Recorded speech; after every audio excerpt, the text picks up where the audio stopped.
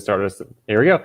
Hello, everyone. Welcome to this live Reality Games podcast. My name is Steven, and I will be your host today. We are here for the pre-jury party podcast for Survivor BC Season 7 Tribulation, where we have Matt, Jeff, Kevin, and Mitchell. Almost all the pre-jury. Liam was not here to make it, but why don't I let the different people here introduce themselves? And Jeff, why don't we start with you?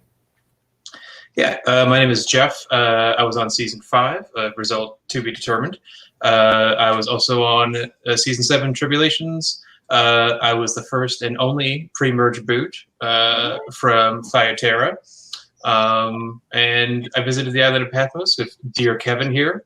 And hilarity ensued. So that's a lot of the short of it.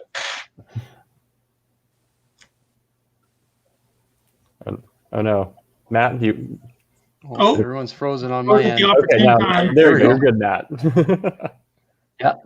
Yeah. So I'm Matt. I was on the Ephesus tribe, the Pink Boys. I'm wearing my pink shirt that I got voted out in. So yeah, I was voted out after Jeff because we were kind of the losing tribe. We just kept losing and losing and losing. So somebody had to go, and I guess it was me. And we'll get into, I think, some of the reasons why I got eliminated. And yeah, I'm really excited for this. I'm Kevin. I was the boot after Matt, and I'm sure we'll talk about why. Hey, my name is Mitchell. I was the first boot at the merge, and yeah, that sucked. We'll get into that. Mitchell, I feel like you have the hardest spot because you make that merge, it's so coveted, but the jury starts at 9. So man, it just feels bad. And my alliance members, I thought, were friends with the other guy, but we'll talk about that. Oh yeah, so we'll talk about Andrew and Nathan soon. So I'd like to just kick us off. So how did each of you find out or hear about Survivor BC, and what was your journey to getting on this season? Jeff, do you want to start? Because you have a little bit of a different take than everyone else. Yeah, so I guess I first found out about it back in 2018. I had actually just been recently laid off from a job that I had. And so I was just kind of puttering around trying to figure out something to do.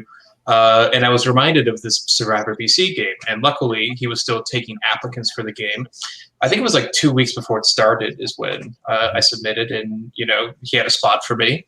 Went out and had a really good time. And so then I helped him with production on season 6, yet to be released, which is an amazing season. And then because of all of the, COVID problems and border shutdowns, he needed somebody to fill in and, jump into this opportunity as well. And so I jumped at it. I'm pretty sure I think I was maybe the last or second last person to join this cast.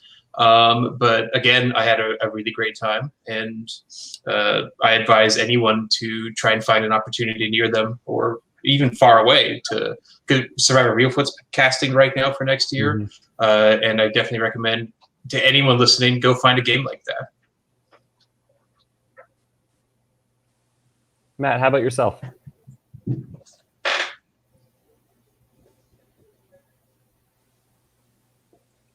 Matt, can you hear me? Yeah, I can hear you now. Okay, cool. I lost it for a sec. Yeah, so for me, my journey was, I was the oldest person on this cast, believe it or not. I should have lied about my age. That's just the bottom line. But yeah, so I'm 36 years old. And 20 years ago, when I was 16 years old, I was sitting on the couch watching Richard Hatch win $1 million with my mom. And that was a huge bonding moment. So I went off to college, and she would tape all the tapes of Survivor on VHS, and I would come back and we'd watch them together and stuff like that. So yeah, Survivor was only for US citizens at the time. Mm-hmm. A couple of years ago, there was an announcement that Canadians could then play, and I was like, this is my childhood dream. So, I've applied a couple times. Then I think I was Googling Canada Survivor, and Canada or Survivor BC showed up.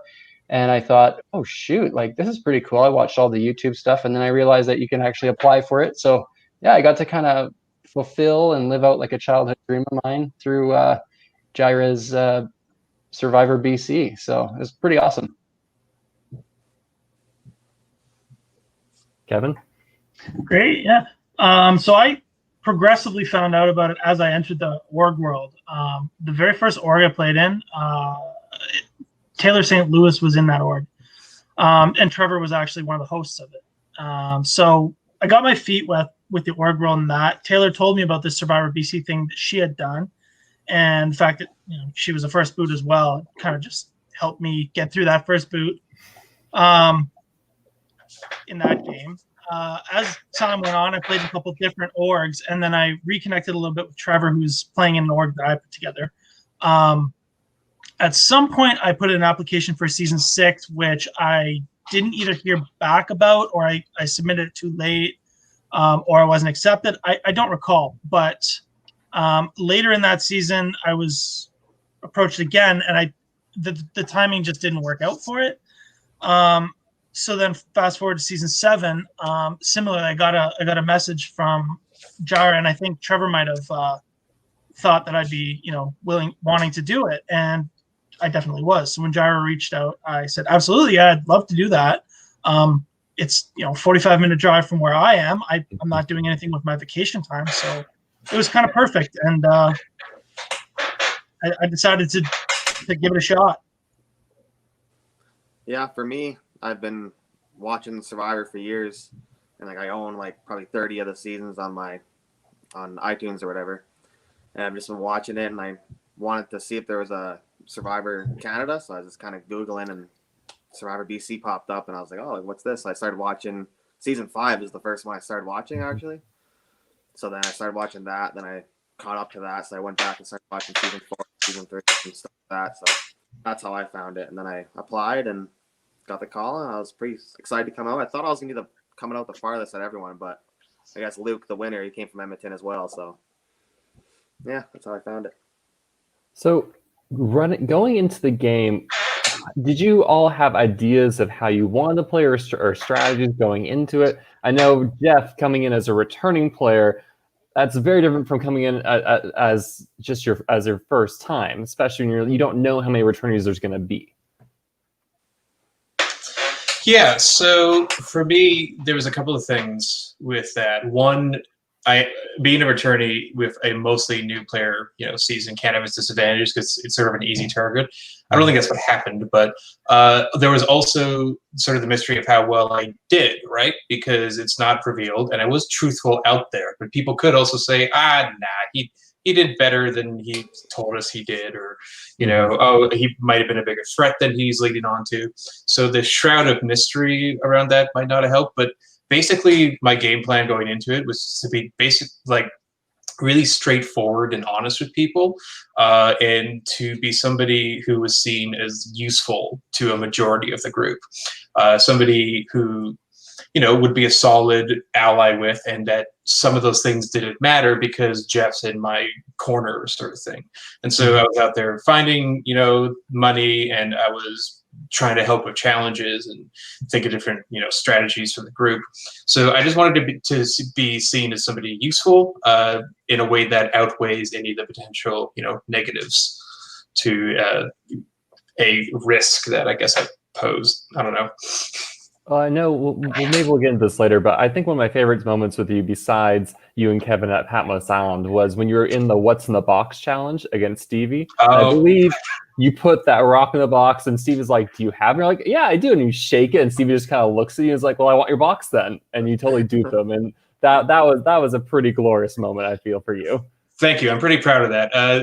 There's a bit of a whole thing to it. So with the marker, I was literally thinking of because he said it was like a green marker. I thought it was like a pen, like a highlighter.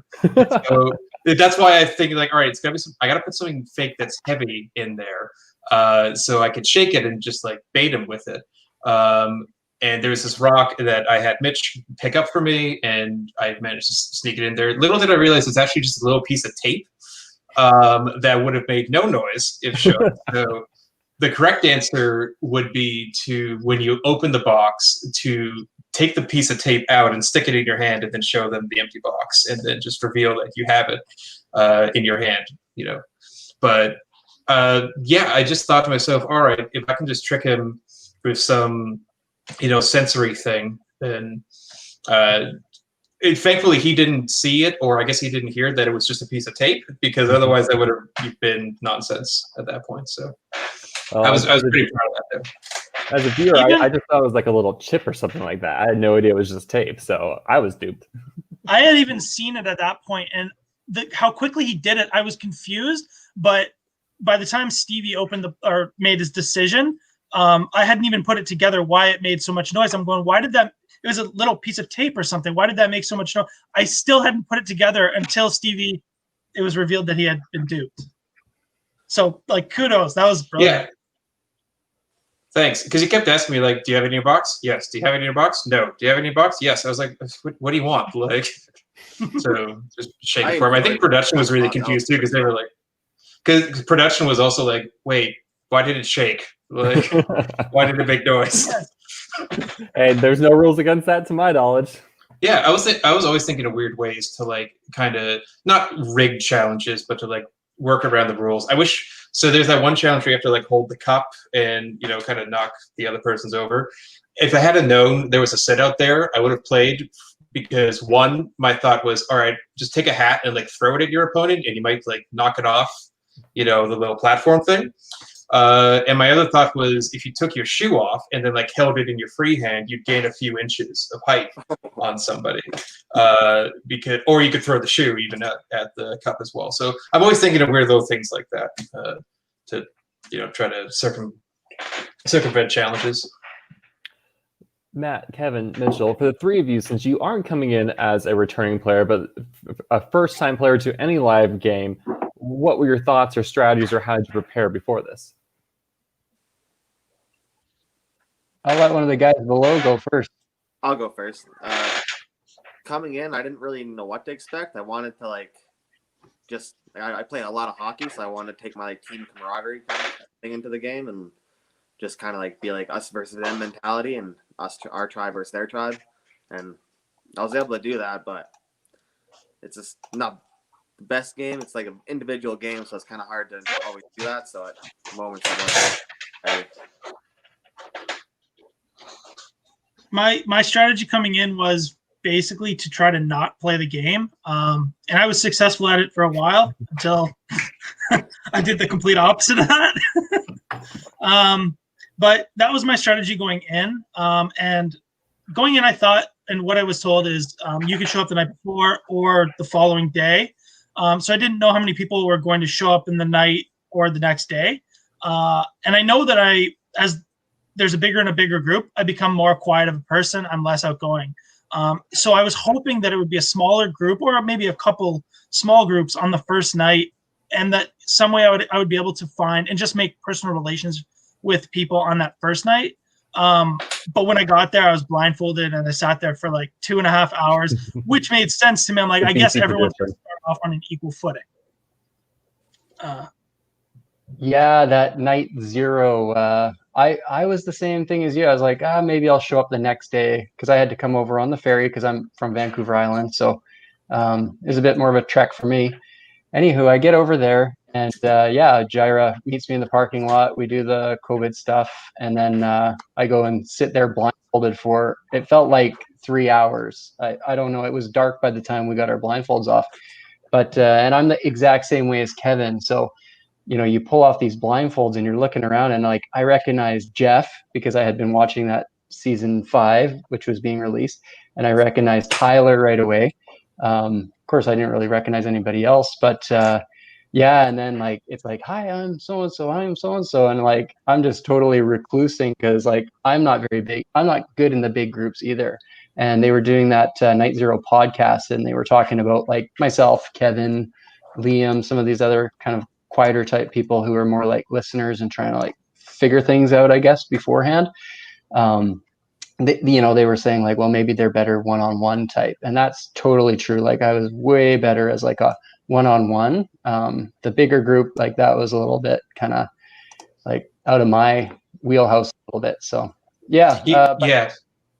Go ahead, Yeah, Kevin. same for me as well. I feel the same way because I am more naturally introverted as well. I'm noticing a pattern as all of us introverts sit here in the pre-jury thing.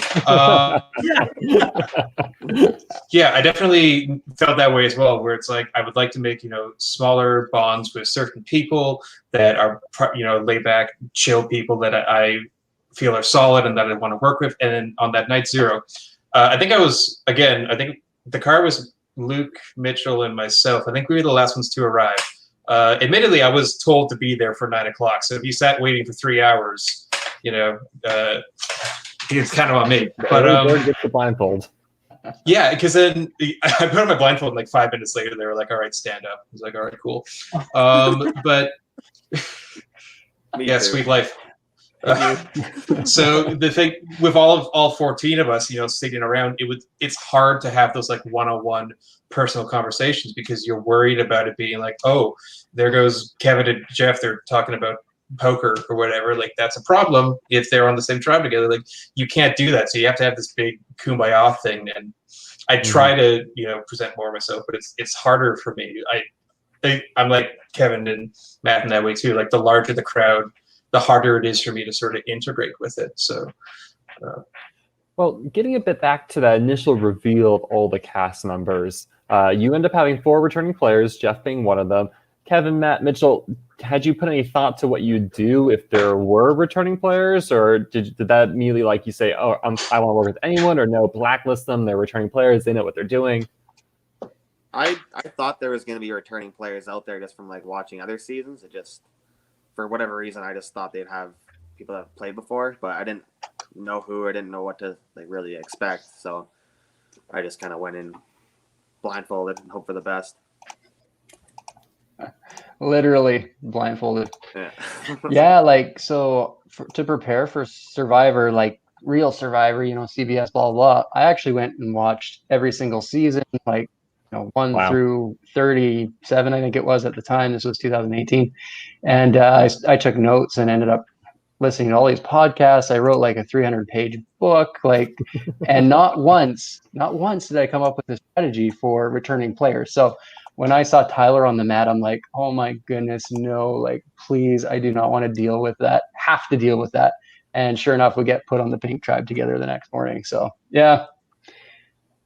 Well, I think there's something to it. Like, Jeff, maybe you can correct me wrong. I think there is an advantage having played a live game before and coming back and playing another one. I feel the first time you play a game, you're kind of like bright-eyed and like in wonder, like, oh my gosh, I'm playing Survivor. I've dreamed of this moment, and you're so caught up in just the game and the events. It's hard to really like step back and take kind of that analytical look at things. That's at least how I feel about it. Jeff, like, what do you think? yeah, I mean that is a fair way to look at it. Your second time, it's a little more business, where it's like, because you've done it before. It's like, all right, so here's what we could potentially have for upcoming challenges, and here's how it works. So there's definitely familiarity to go with it. I would say the potential disadvantage to it is that you're more visible than somebody else might be. Somebody, who it's their first game, they could maybe get away with a little more in terms of like, discussions with other people, because that's basically how Luke got to the end, is by being the person who was perceived as the GOAT who wasn't doing anything.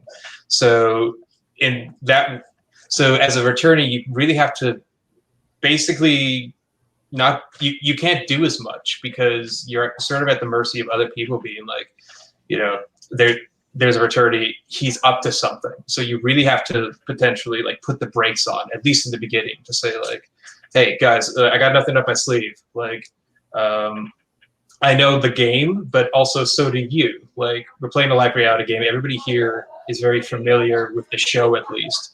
So I think new players could be just as threatening as returnees, but it can be an easy target as well. Just to, Well, it goes both ways. Absolutely.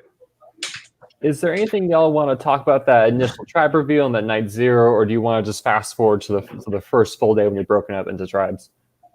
That night zero, I was talking to Matt and like Luke and stuff a lot, and was hoping they were gonna end up in my tribe, and they didn't. And like the people I was talking to the most, even Tyler, I was talking to him a lot, and everyone I was talking to the most was on the other tribe, which was like, oh my goodness, like I couldn't believe that happened. Yeah, there was a lot of Oh, sorry. Go ahead, Kevin. Oh, sure. Yeah, Matt and Jeff were actually two of the people I was hoping that would be on my tribe, which makes some of my later decisions a little questionable. But Matt, on I think it was night 0. Maybe my memory is not in the right order, but we connected based on my mom moved to Vancouver Island, and he mentioned that he's from North Vancouver Island. I said, "Oh, have you ever been to this town, Port Alice?" And it's a town of like 800 people now, and he grew up there. So that kind of connection, like Jeff was saying, probably puts a little bit of a target on you. Though I don't think anybody really noticed or kept that in their memory. But for me, that was an instant connection, and I really built off of that with Matt. Yeah, I did recall that conversation that you guys had, because definitely people like Kevin and Matt and Liam as well. There were people that I was close with in the big powwow, and that I would potentially work with. I guess that's part of the thing with these games too. That's interesting. There's really for 14 people, there's probably a combination that everyone would survive through to the merge. You know what I mean? Like if the tribe division's split a different way, there's a different group of people that are out pre-merge. So it's never, I guess what I'm saying is that it's never entirely your fault if you leave early in one of these games. It may just be a personality thing with people, because within the entirety of a cast, there's probably a group of people that you would always be safe with. So it's just about whether you can adapt to a situation where that isn't the case. And sometimes you do, sometimes you don't. But there are advantageous breaks that you may not get when you play the game. As the 11th place player on my season, that makes me feel warm and fuzzy inside. Yeah, exactly. Stuff happens, right? Like if the initial tribe breakdown were Kevin, Matt, myself, Liam, Knight for me personally, like this, I'd probably never go home, right? But would there have been a poker alliance? You Kevin, Knight, you Kevin and Knight all together? Oh, for sure. Yeah, we would have made that work. I don't know if Kevin and Knight would have been close, but I could have bridged those two things. But yeah, I think. But yeah, it's interesting to see how you can form those initial alliances on night 0 and then wind up with none of them, and it's like, oh, great, cool, starting over. I almost wish on night 0 we were divided into the two tribes, just to have that extra time with people. But it is what it is, and it was a great game. So the very first day, you arrive, you stand on your little platforms, you're divided to two tribes. Matt and Kevin, what were your initial impressions of your Ephesus tribe, and how did you feel about it? Well, there was Luke had mentioned this. Someone has people talking in their background, by the way. Sorry about that. Oh, that might be me. Give me 1 second. Okay, cool. Matt, go ahead. There it is. Okay. Yeah. What was the question? Initial impressions. The initial tribe. Yeah. How'd you feel? Yeah. So Luke had mentioned this, where we had a questionnaire, and it was like, answer these questions. Like, how strong do you think you are? 1 out of 5. Like, how much endurance do you have? 1 out of 5.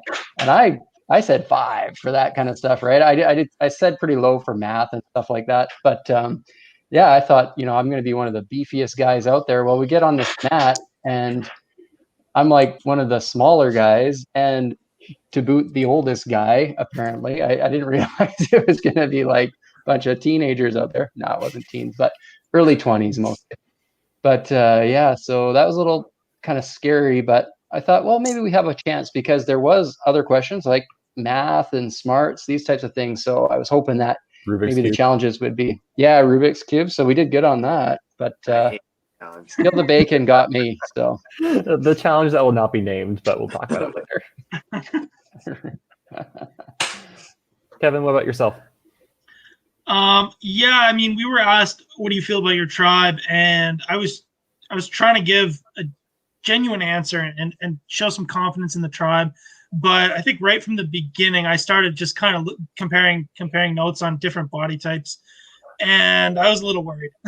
Well, I guess you both see that you have Tyler Cocoon on your tribe and Luke. Initially, work with them, get him out. What was going through your head? Keep Luke, get rid of Tyler. I would agree with that. Honestly, my plan was just to do whatever I could to survive, but Yeah, I always, right from the beginning, going to the game, I thought there's a good chance Tyler would be in the game. And from the beginning, my plan was never to trust him, to get him out whenever I could.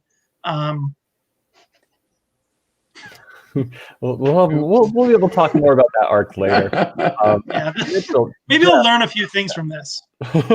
Mitchell and Jeff, talk to me about your initial Thyatira tribe, especially once you finish and you win that first reward challenge and you've seen Keenan in all his glory.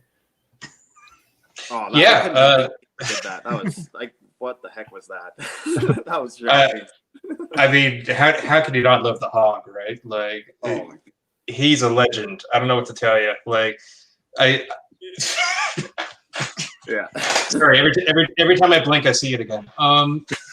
Yeah, it was More scarring than anything else. It was one of those things where, like, so the challenge, that was the challenge where we had to, like, make the long line of the stuff that we had on us. I wish I had brought my backpack because I had a roll of toilet paper in there. But like, we're slowly like undressing, all of our layers, and like I still have 2 pairs of pants on, and like Keenan's running around naked. I'm like, what is happening?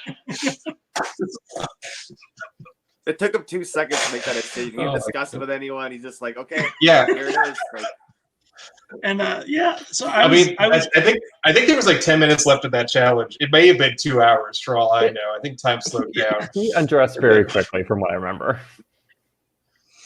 Yeah. But when we first got to our tribe and everything, I was pretty excited. I was looking around. I kind of thought we'd do really well in the challenges, which we did. But yeah, I was pretty excited when we first seen our tribe. Yeah, I knew we were the winning tribe, or at least we were the tribe that won the most. And once we started winning, I was like, I think I'm going to go 2 seasons in a row without going to a pre-merge tribal, and that would have been, really hype. But obviously, yes, so close, because we definitely would have won Steal a Bacon even if I were involved. And I forget what the 4th one was, but I think we could have won them all. So it was.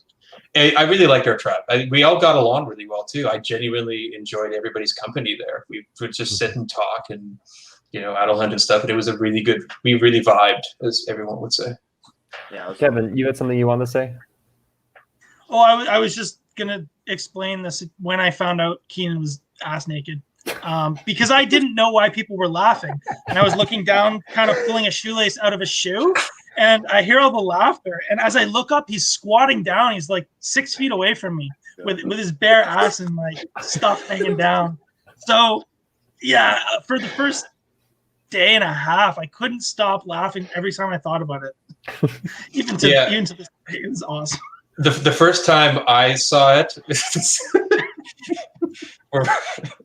remember, it was like it's a beautiful moment in history. The first time I saw it, he was like, I got the side profile of him, and he was bent over, like dealing with the line. So I didn't see anything. It was very artsy, actually. It was somebody could have painted that pose. But the awkward post-win celebration backpack probably felt like an hour as well, just like trying to find a part of him I can safely touch, and also keep a distance. Yeah, it was. I saw he was celebrating, jumping up and down, and he went in for a big hug with you guys. Like, was that an easy decision to join that or not join that? Great. It was a tough moment for me. That was the toughest moment for me out there. I mean, for him, right? If he went to have a hog like that, of course he'd jump up and down and celebrate. So, like, I don't see any problem with his decision to do that at all. Sorry. Mitchell, we'll talk about this later, but at what point did Keenan become your ride or die? At first he wasn't. In my first confessional, I was like, I want to take Keenan out first, and like, he wasn't at all. But then I just I noticed that Jenny and Knight were really close, and then I noticed that Andrew and Aiden were really close, and I was like, well, Keenan was already like talking to me and stuff, so I should just become close with him, and then that's kind of how that worked out. Okay. So and then Knight kind of like, I don't know if I should get into this now, but like Knight kind of like lied to me about Keenan, which made me want to go after him, and then Jenny kind of accidentally outed Knight's lie, so then I was like, okay, well, Keenan was with me, so I don't need to target him. What was the lie? Knight told me that Keenan was targeting me and Knight, which he wasn't. He was targeting Knight and Aiden. And then he told me he was targeting me. So I went back to tribe and I had everyone there except for Keenan. I told everyone, like, Keenan's throwing everyone's name out. So I told, like, Jeff, and everyone was there except for Keenan. So I told them all, like, okay, we got to take out Keenan here. And then later on, I talked to Janny, and she kind of accidentally ratted out Knight by saying that she told Keenan the story and stuff. And I was like, well, if you wouldn't tell Keenan the story, or, like, you wouldn't tell Keenan to, like, apologize to Knight about it, or, like, try to get him close with Knight, and you wouldn't tell me that if my name was thrown out there. So then I kind of realized, okay, maybe Knight just made that up, which he did. And then so I talked to Keenan about it, and he confirmed he wasn't targeting me. And I was like, oh, like, Knight had me there. And then, so I didn't trust Knight. We can fast forward through the reward challenges because there's the longest change. There was like the free for all dodgeball, and then there was the what's in the box reward challenge. Is there anything else you all want to talk about that, or do you want to just skip straight to the first immunity challenge and tribal council? Yeah, there was a time. Oh, go ahead, Kevin. Sorry. I said I got nothing to say, really. It sucked losing. That's about all. Yeah, I enjoyed eating. I gained weight a lot out there. We ate really well. Yeah. We did not. Yeah, we had a bad time. I was trying to pass a message on to Aiden because there was like a video review, and that little, handle thing, we're trying to knock it off each other. Our cups touched the ground at the exact same time. So they kept doing this video review for like 5 minutes, and Aiden sort of asked, like, so what's Island of Patmos about? Because no one had been there from their tribe. So I said, well, it depends on what time of day you go. And he's like, oh yeah, I guess it depends on when you go. You'll find out. And I was like, no, I'm trying to pass you a message, Aiden. Anyways, yeah, because they essentially saved Dylan by sending him there. Although Dylan had the choice to, stay the night and skip tribal council. But yeah, they kind of saved. Not that Dylan was in trouble, but yeah. So I think Dylan wound up being more in trouble with the Coyotes than a potential first tribal. So that's right.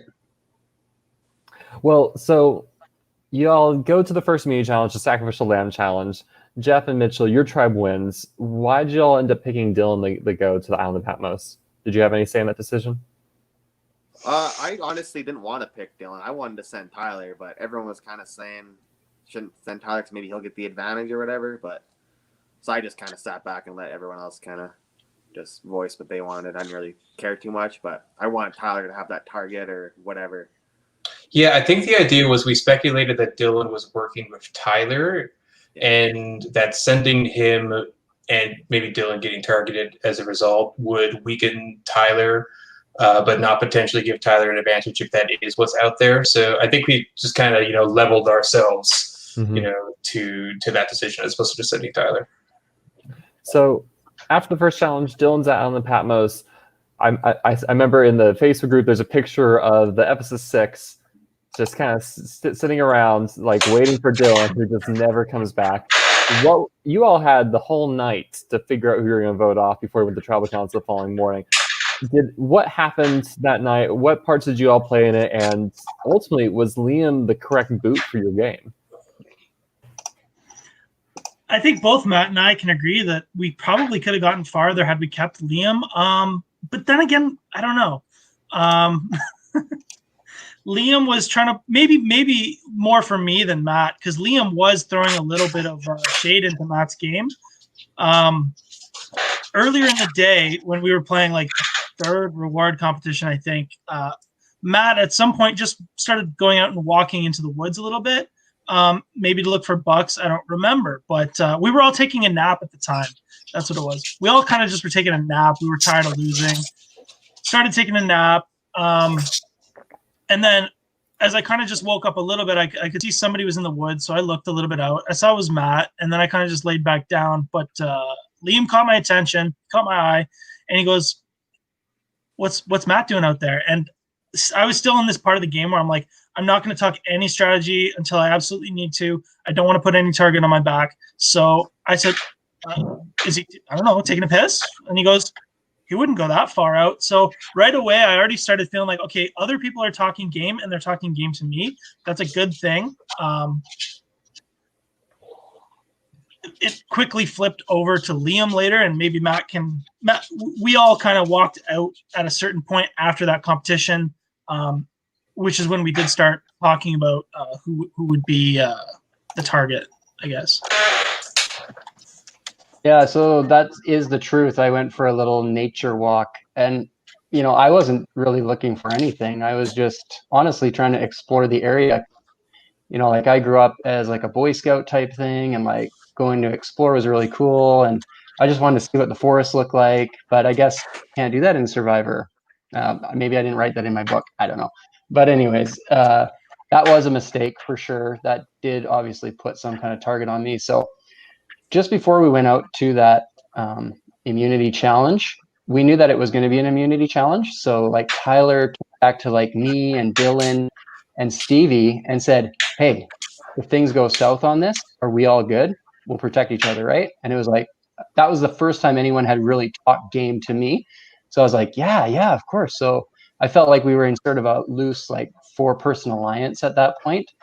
And when we lost and came back, and of course we weren't sure if Dylan was going to come back, I knew that I was going to protect Dylan for sure. And then of course Stevie was the one who kind of blew like the puzzle portion of the challenge. The word scramble so he part. was the word scramble. He was the obvious target.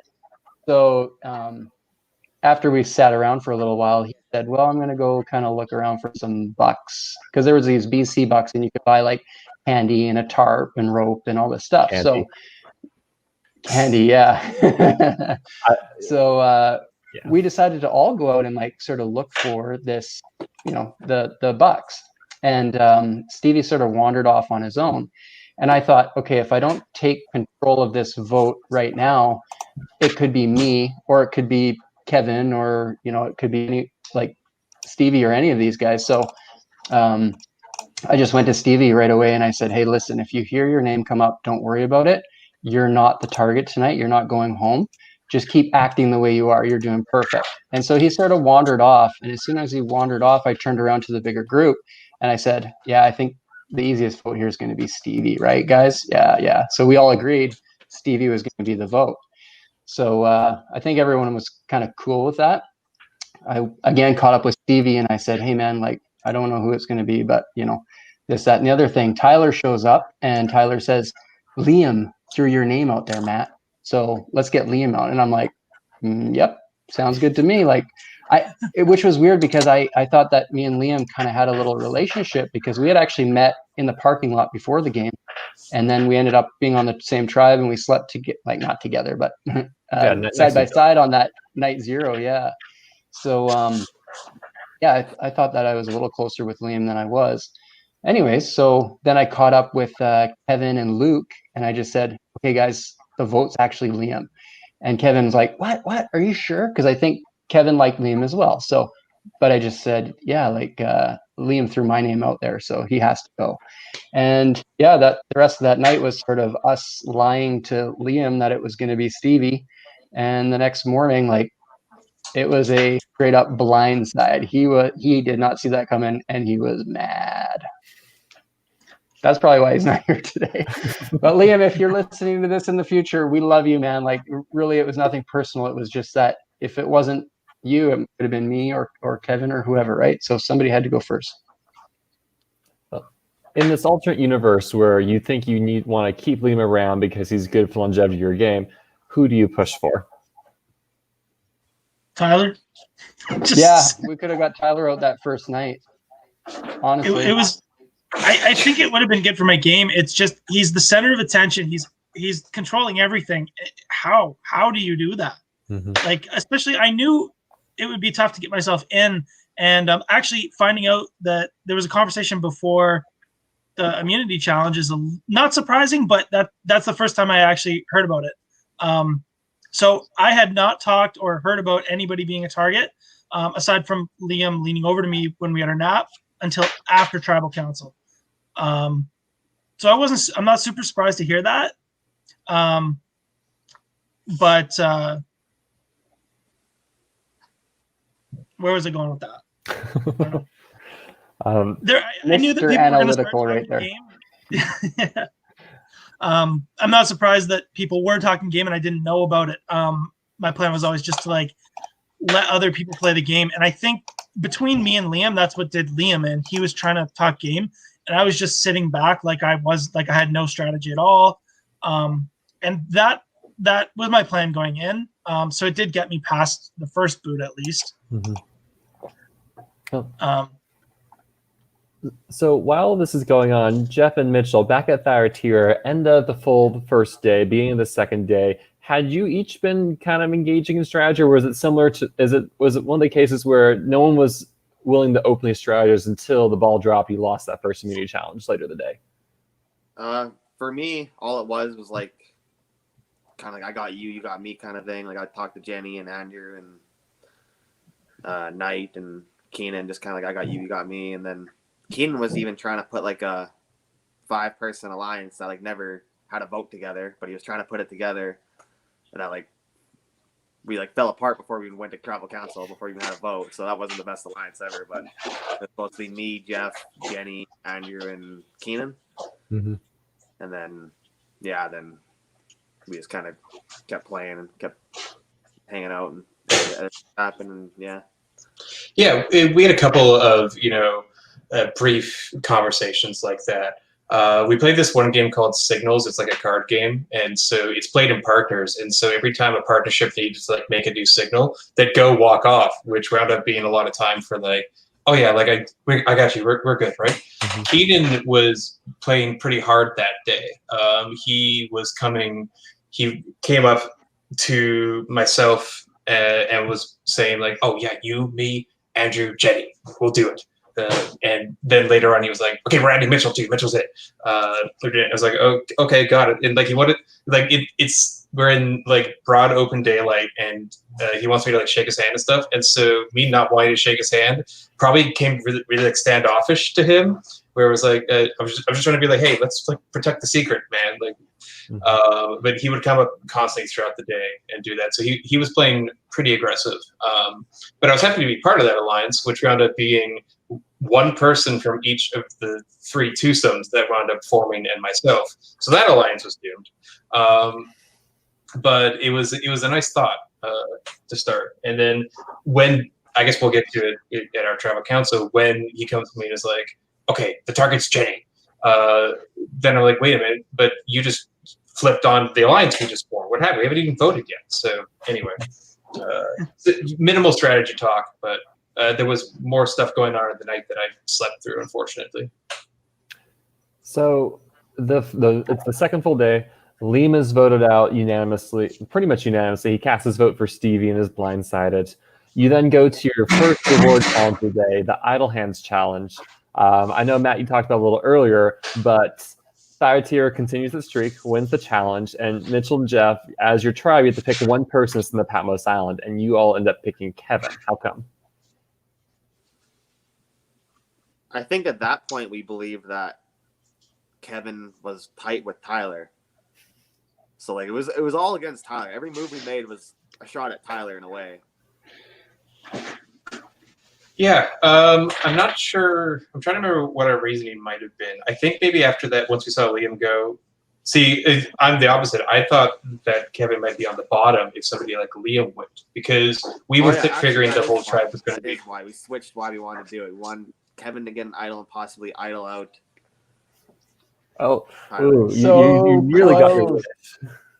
Yeah, because once Liam, first of all, we definitely figured the tribe would be pro Tyler, anti Tyler, and this whatever way it falls. So we figured Liam would be an anti Tyler, and so if that side is losing, we'll send somebody we think is on that side too to try to even the odds against him, sort of thing. I'm pretty sure that's why we sent Kevin. And then Kevin, you immediately are thrown at pick someone from the Thyatira tribe to come with you, and you pick Jeff. Yeah, 10 seconds to pick a person. I didn't have much time to really think what this is going to mean or anything like that. So the first thought I had was it's an opportunity to build a little bit of a relationship with somebody from the other tribe who I felt. So Jeff was the person because of the poker connection, we're both just similar kind of attitudes, chill guys that are kind of a little more introverted, and we connected a little bit I connected a lot more with him than a lot of the other people on Night Zero. So I picked Jeff. So I just want to say this, like this, you both go to Patmos Island. There you're given this prisoner's dilemma. And this is something I pitched to Gyro. I was very proud made this season. And I apologize for its ramifications in both of your games. But I know. I never believed when we said, let's do this, that it would have the outcome and the ramifications, and it would be the pre-merge essentially defining storyline. Can you both walk me through what's going through your heads as you approach Patmos Island when you hear the Steelers split idol and everything that's going on? Because this was kind of amazing. There's actually, I think the best way to start this is the history, like, of me knowing about this game. Go for it. Obviously, I didn't know this kind of a game was going to be in Survivor, but I have seen that game show before, and not in a Survivor context. I've always thought, you just meet this random person, you play a game together. Why would you ever split? You're just going to never see this person again. And if he splits and you steal, you get all the money. So why not do it? And if he steals anyway, you wouldn't have got any money anyway. So I came at it with a really ruthless, cutthroat, no secondary consideration. So pretty much as soon as I saw it, I thought, I'm going to steal, but I have to make sure he splits. And I'm sorry, Jeff. I really just didn't have enough time to think about it in the greater context. And my mind instantly, I had already made up my mind, unfortunately. Yeah, no, it's totally okay. So I'm familiar with the show you're talking about too, Golden Balls. It's a split steals thing. Yep. It's a pretty famous clip of a guy who's like, I'm going to steal, say split, and we'll split it, and like tough luck. It's a really interesting clip. But what basically my stance on it was like, I took the chance to, talk to Kevin about how he was feeling. He was being a little cagey about it because obviously he doesn't want to be like, I'm on the bottom, and then we get to the thing and he feels like he can't trust me then. So my stance on it was, if we both steal, we both lose a vote. If it's steal, split, the other person loses a vote. So if Kevin is going to go split always, I will always lose a vote. And so I might as well, in good faith, do the split. Because if he's going to do that, I will always lose a vote. All I can do is block him from getting the idol, which if he needs it, then that's fine. And I imagine that he did. But I guess I didn't put enough consideration into the fact that if he was on the bottom, he would have desperately needed the idol, as opposed to this half idol thing and just like cross your fingers, you'll make it to that point. So at that point, that's what I was thinking, where it's like, I know this plan that I'm throwing at him, it like makes sense in theory as to why it works, but it wasn't tailored specifically to what Kevin's needs were. And, I guess there's kind of no scenario that I could have convinced him. But I realized on the drive home, the only game-breaking thing I could have done was I could have taken the box with the split steel cards in it. I could have just taken out the steel card, close the box, throw it at Kevin, and say, okay, you do the same. And then now we've only got boxes with splits in them. If production would have allowed that. But it was definitely a tough spot. And I love the prisoner's dilemma. I thought it was a great moment. And I have a hypothetical that I want to throw out. Yeah. Because you mentioned you have heard of that scene, and I have heard of it too, and I saw it too, where the guy goes, I'm choosing steal. And the guy's all confused. You mean split, right? No, I'm choosing steal, and I'm gonna split the money with you outside of the game. It actually crossed my mind to do that. So that's the hypothetical I'm thinking. Had I actually said that and you would have gone, hey, I've seen this before, like, how do you think that would have gone? Again, the problem is, in this instance, I lose a vote no matter what at that point. If I choose to steal and block you, or if I split and let you have the idol, I always lose a vote. So then the only question is if you can convince me to be nice enough to let you have the idol, which obviously depends on the discussion at that time. And like I felt like going into it, like if you had been like, I'm on the bottom, I need this idol, pretty please, I might have actually relented and I would have been okay with it. And that's the only thing that really stunned, was that I really was being truthful about like wanting to work with you. Like before the whole Patmos visit, we as a tribe were discussing like, okay, who's somebody we can pull over to our side? And Kevin was top name on the billing. So it was like, I guess going into it for me too, I was like, on the tribe's behalf, here's what we're going to do, because I didn't want you to be pissed at the entire tribe by proxy of my actions, which obviously may not have been how it would have been interpreted. But it's a really interesting scenario they threw at us. And I totally understand. I have no hard feelings. We messaged privately about it, Kevin, but for everybody, I have no hard feelings about his decision. You know, if he feels like he's on the bottom, of course he's going to do it. I just felt like maybe if he felt like, okay, I'm at the bottom of the majority, I can make it to the merge and figure something out, then, you know, he might actually agree to split. So I was fine either way. Hearing that really makes me think that the best move would have been to just be straight up with you, say, look, I feel I do need an idol. I don't feel like with the tribe I'm on and the position I feel like I'm in with the tribe that I can make it to the merge. I was a little bit, so I think what I should have honestly done is just tell you that. And then I think there would have been a mutual understanding that we would have had to split and trust each other. Because you're not going to say, oh, just steal the idol. You're going to lose your vote. So we would have had to split. You would have then given me the half idol. I mean, I think I should have been trusting, because if you would have allowed that to happen, I would have been in a much better position. I wouldn't have necessarily had to tell my tribe that I had the idol. And as much as the Pink tribe was saying, we're going to work together and work through the merge and all that, my game could have taken a seriously different turn at that point. And I could have been planning to work with the other tribe from that point on. Yeah, it's interesting, because if you don't have to tell your tribe, then you could maybe use the idol more sneakily to blindside somebody. Even if you have to use it and get out a big threat, we would probably still see that as a victory, right? And you know, be able to bring you on our side. Because the thing that would have been important about that is that I don't know where I rank on the tribe. We haven't been to tribal yet. I mentioned that to you. I was like, I don't know if I need this idol. Turns out I did, but I don't know if I actually need this or not. Like I'm bonding with people. I think I'm liked. I'm not sure.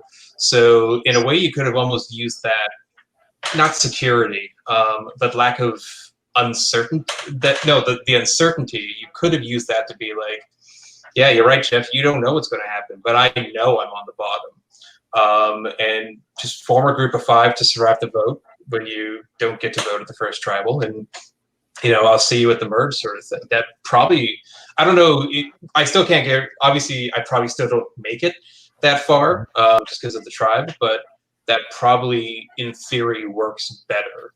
And that's all we can really ask as poker players, right? All you can do is make the best theoretical move and then just hope you win the flip. But yeah, no, that's absolutely true. And it didn't even cross my mind to split and then ask if you would give me the other half. And that would have been such a... I thought that too. I was like, hey, let's split, and then we'll talk about which one of us needs it more. And we can just give it the other half to each other before we leave. Like, yeah. And like, I really wish I would have... I thought, had I just started talking about me needing an idol, it would have raised your suspicion level that I was, you know, that I needed the idol. And I thought I just got to... And I don't have to lose a vote. Yeah. Yeah, I thought about it like a week ago in one of my nightmares about this game, where like I realized like they couldn't have stopped us from like taking the 2 halves and like giving them to one person before we left. So I don't lose my vote. You still get the idol that you need, but it's a matter of trust, right? Like, we bonded on that night 0, but we don't really like know each other well enough to be like, I can absolutely trust this person, unless I literally take the steel card and throw it away. Which again, I don't know they would have allowed, but I thought of that too, where it's like, why don't we just split? But we didn't talk about that. I didn't realize it too late as well. Not enough time. Because when I was doing this, I always had in mind, like, in Survivor, you always want to like have these constructive moments where you want to like build relations with people, and this was a very opportunity that, like you said, creates a secret sub-alliance between the 2 of you, or you could burn someone really badly, which can come back and bite you later. And I was like, you know, like if I played Survivor, I don't think I could ever do that because I don't want the social ramifications. So I just never dreamed, Kevin, you'd be like, nope, stealing happening no matter what. And from hearing you 2 talk, like maybe at worst comes to worst, you can broker like, hey, look. Like, let's say, Jeff, I really can't lose my vote. However, I don't need this idol and you need your idol, but I can't trust you. What if like you said, like, I'm going to steal, you're going to split, and I'll give you the idol afterwards? I mean, granted, that's also a lot of trust as is, but that's another way you maybe could have brokered it, saying, look, I want the idol, but I just can't lose my votes. I didn't even think about that. Right. I could have steal, Kevin could have split, and then I hand Kevin the idol. Yeah, but then like Kevin has to trust you to hand the idol over, and then like so like. But then Kevin loses a vote. Yeah, so Kevin would have an idol and lose a vote, and you would keep your vote. That'd be another potential scenario. I don't know. Genuinely, I don't know which way I would have gone with that. Like, I might have started making threats on him, saying like, well, I mean, you're gonna steal, I'm gonna steal, none of us are gonna get the idol. Why don't we just split? Or maybe I would have gone, okay, if you're gonna do that, I'm gonna trust you because I'm hearing he's splitting, like he's stealing. So yeah, that might have worked.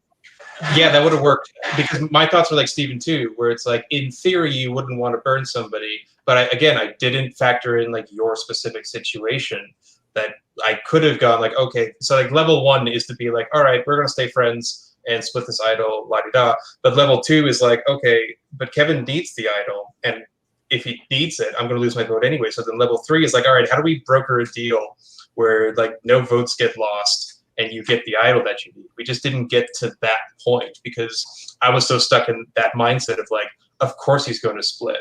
Like, aren't I such a nice guy? Whatever that's worth. Like, I think it was really interesting. But I didn't even think about that. Yeah, I could have stolen it. You split. Idol to you. Interesting. So ultimately, Kevin ends up with the idol. Jeff loses his vote. Both of you return to camp. Both of you make the decision to be fully transparent. Kevin, you tell your tribe exactly what happens. Jeff, I think you tell your tribe what happens. Do you omit the fact you lost your vote? I think you did. Yeah, I didn't mention right away about the vote losing because I didn't want that to be another reason to be like, oh, what's he going to do if we vote him out? Like, vote us out? Haha. So I didn't want to bring that up right away. I just wanted to bring up the split decision thing. And unfortunately, because it's almost bad that I come back with nothing, because it looks like, oh yeah, he could be hiding the idol or even the half idol from us. Because I definitely told Kevin. I thought you hid something when you came back and you emptied your pockets. I thought for sure you hid something on the way back. Yeah, that's the thing, right? I could have just chucked something, Mitchell, what was your reaction to Jeff's story of what happened to Isle of Patmos? I didn't believe him.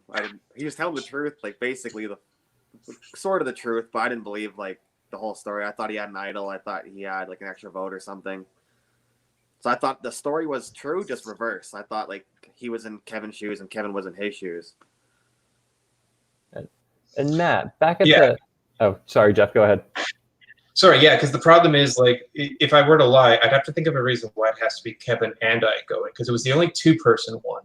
So it can't be like we both did something separate. It has to still be something that connects us. And so I told Kevin at Patmos once he stole the idol, like, I got to tell my tribe the truth that you have the idol. So unfortunately, I kind of had to, like, push Kevin into revealing that he had the idol to his tribe. Because we were just, as we tried to do in the challenge, we were just going to rat him out anyway. But yeah, at that point, I didn't see any lie. I couldn't have had any evidence to prove anyway. That's part of the problem. So like, I figured I'd get picked by Kevin, but it going really went against what I was trying to do, which was just be like open, very transparent, very honest with everybody. But it put me in a situation where it's like, even if I am truthful, it's not going to get believed. So, Matt, back at the Ephesus tribe, Kevin comes back. Kevin shows you the idol. He tells everything that happened. What was going through your head, and what does this mean for your game? We wanted to like throw him up on our shoulders and like toss him up and down, like, because he was just like a champ. And he shared that with us too, right? Because he came up and he started telling us this story about the prisoner's dilemma, which I'm very familiar with. And I'm like, Jeff screwed him for sure, because Kevin's just such an honest guy. And I'm like, he screwed you, didn't he? And Kevin's like, nope, I screwed him. Whips out the idol, and it was just so epic, right? So So I played the story out to my tribe, and walking back, I was very conflicted because going into the game, like a lot of people, I think if you find an idol, I think a lot of times you shouldn't tell anybody about it. But I was walking back to my tribe going, why do I feel like, although I went in with that mentality, I'm about to tell my tribe, what's going on here? Why am I going against what I thought going in? And later it occurred to me, of course, because it's Jeff knows about it. So I can't conceal the fact that I have an idol. So I have to tell my tribe. So I went back, I played the story out, and then exactly like that, I said, so we shook, we made a gentleman's agreement to split. We shook hands, and then Matt goes, oh, you fucked, you didn't it? And I pulled at the end. I said, no, it's the other way around. So you go from this to the next immunity challenge, the immunity challenge that shall not be named, the blindfold / Rubik's Cube challenge. And this is the only time Ephesus triumphed the entire pre-merge. And Kevin, I think you were the one that solved the Rubik's Cube face for your tribe, correct? Yeah. So it's been like 15 years, but 15 years ago, I knew how to do the 3-sided one because I memorized the algorithms. And so I have some experience of, messing around with Rubik's Cubes, but there's zero chance I would have been able to fully solve the 2x2. In hindsight, I think some of it was luck and some of it was just knowing like you can't solve one side at a time. As soon as you turn it, you're messing up the cube. So there was a bit of luck, maybe a bit of 3x3 knowledge from like way back then that helped me, but somehow I got 3 sides with we were like 12 minutes before the point where we could even continue on with only 3 sides. But I said, guys, I've got 3 sides right now. Like, I don't think I should mess with this. I think I should just put it down and wait 12 minutes because the other tribe's not able to solve 3 sides. And we kind of agreed. I'm like, I'm not going to mess with this. We waited the 12 minutes and then we finished the competition off. And while we were walking out there, we were all blindfolded. And I think it was Andrew yelled out, so how's that idol doing over there? Right. And how's that hidden immunity idol, Kevin? I think That's what he said. That's what he said. And then, so I'm blindfolded and I just yelled back. I said, oh, that's not what we heard. We heard Jeff stole it. Jeff has the idol. So unfortunately, sorry, Jeff, I may have had a small hand in your vote out. I remember hearing that. And then I think after I said like, oh yeah, of course he'd say that. And then somebody on their tribe was like, oh yeah, of course he'd say that. So, I mean, welcome to Survivor in a nutshell, basically. Yeah, I realized that as well. It's like, of course, but then obviously afterwards I was like, oh no, wait, Kevin probably told them. So we're just wasting our time. Now, the one thing I wanted to maybe do, which would have been just kicking a guy when he's down, and I didn't do it. I thought of creating a more believable story by saying, well, I guess if you have the idol, then you're not going to lose your vote, eh? And that way, after a first vote, you would have potentially, it would have been revealed you lost a vote. Because to me, it would have been more believable that if you steal, you get the idol, but you lose a vote. To me, it just made more sense that way. But I honestly didn't have the heart to kick you while you were down at that point. So I never said that. And I just went, I don't know what I responded to Aiden when he said it. So Thyatira has its 1 loss. Talk to me about the scramble on both your sides, Jeff and Mitchell. Jeff, who were you trying to target, flip the vote around on? And Mitchell, how did Jeff's name solidify as the boot? Yeah, so at that time, I was getting close with Knight and Jenny as well, but we hadn't solidified anything. Again, because I was missing out on like nighttime conversations that were probably solidifying the group. And so for me, I was pretty well down for anyone because Keenan was still the name that everybody was throwing out as I was hearing it because of how aggressively he was playing. And I was fine with that because Keenan is an amazing guy. I'll never say anything bad about him, but that sort of unpredictable style is not good for somebody like me. I need somebody reliable and who I can read and, somebody I can predict. So I was like, all right, I'm fine with Keenan. Like, great guy. So that's what I was hearing. And then that was solidified for me when Keenan was saying, we're rolling out Jenny. She's too likable and she'll win at the end. And I'm like, why now? It's so early. Why are we worried about that? Which probably should have been suspicious to me in hindsight, but it also seemed totally believable coming from Keenan. So I didn't read into it as much as I should have. So I was just like, all right, let's do Keenan. And as I was telling people, I was getting enough yeses to that plan, of course. And then so I just told everybody one by one. I was like, I lost my vote. So the four of you, being everybody except Keenan and Mitchell, the four of you are going to vote Keenan, and life will be fine. But I don't have a vote, just so you know. And that's as far as it got with me. In hindsight, I should have realized there's more going on because I was overhearing little snippets of things I wasn't being aware of from people that I thought I was working with. So like somebody very briefly said to Aiden, like, yeah, Jenny thinks you're still pissed about the gold coin idol thing from the market. And I was like, why haven't either of them told me about that? Like, that's something that, you know, I should be in the discussion with as well. I'm working with these people. So that was a bit of a red flag. But ultimately, I just didn't realize until it was too late. So for me, the first time I heard Jeff's name come up, I was talking to, I think it was Jenny, and we were just kind of like, I already threw Keenan's name to Jenny, so she was kind of like, just we're getting over that and like trying to build a solid four with me, Keenan, Jenny, and Knight, but not like, I don't want that to be my real thing, but I wanted them to believe it was.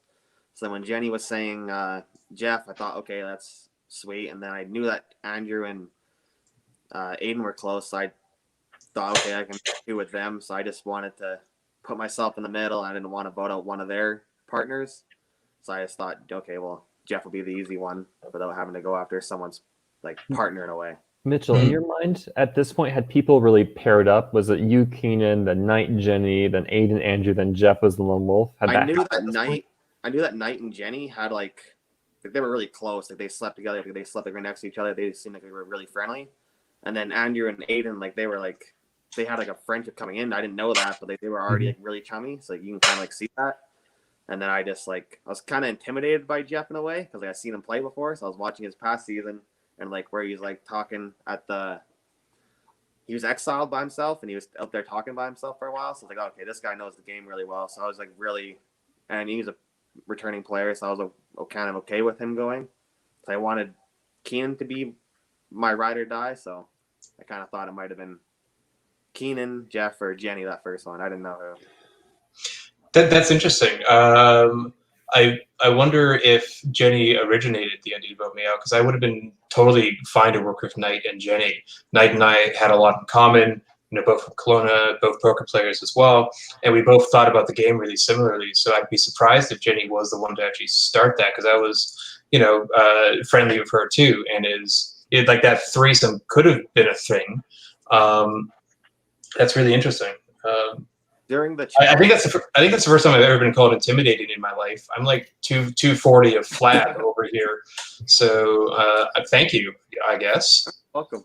Yeah, like during the challenge, Jeff and Jenny were blindfolded, and it was me, Andrew, Knight, and Keenan standing there.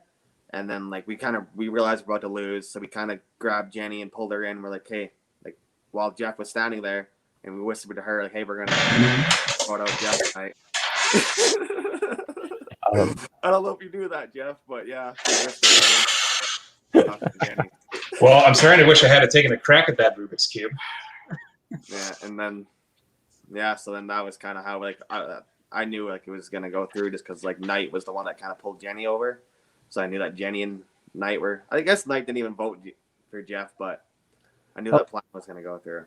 Mitchell, did you know that it was not going to be a 6-0 vote? Did you know that there would be these other votes? I thought Jeff had votes. I thought he had 2 votes or a vote. I didn't believe his story. I thought he had an idol. I was really worried that like whoever Jeff voted for was going to go because he's going to play his idol. So like I was kind of worried that Jeff or Jenny or Keenan might be the ones going. I had no idea what Jeff had or didn't have. Shit. If you did have the idol and you could choose one person on that tribe to idol out at that moment, what would have been best for your game? If I had a vote, I would have voted for Keenan. So that probably would have been like if I had an idol and I knew to play it. Another thing that I realized as well, sitting at Tribal, Knight was like shooting like death glares at me. Like he was intensely staring at me.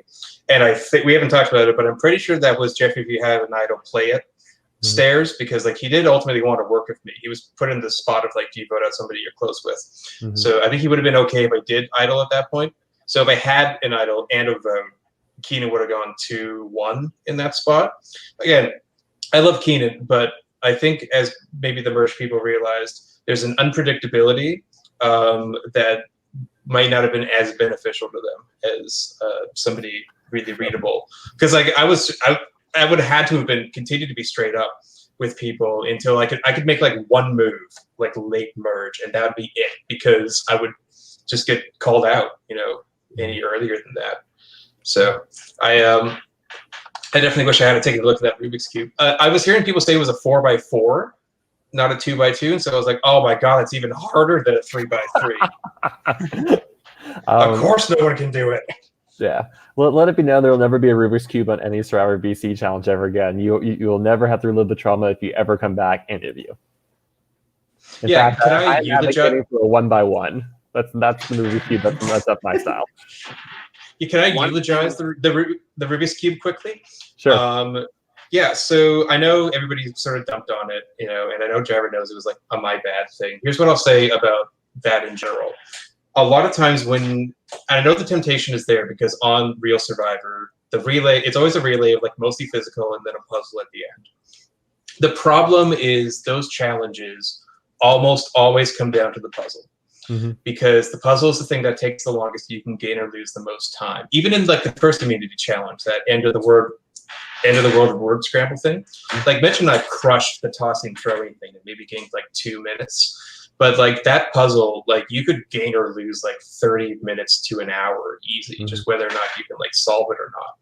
So my recommendation and what I would do is to just, if it's a physical challenge, like I really think, keep it all physical, and then have a mental challenge, a puzzle that's the entire challenge. Like a really hard puzzle the team spends the entire challenge trying to do.